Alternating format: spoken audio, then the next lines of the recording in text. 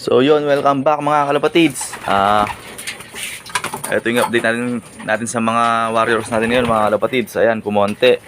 Kasi yung mga breeder, ibinalik na natin mga kalapatids kahapon. Kinuha na nung kumpare ko. Sensya na mga kalapatids. Long time no see sa pagbablog.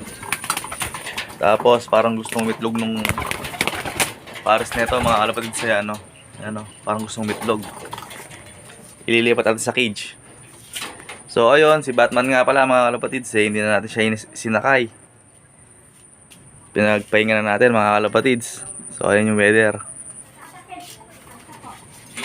O ayun yung mga young bird natin, no. Papalipad tayo mamaya mga kalapatids. Tapos dito, ayan, naglilimlim yan mga kalapatids. Sana mapisa. So ayun mga kalapatids, ingat kayo.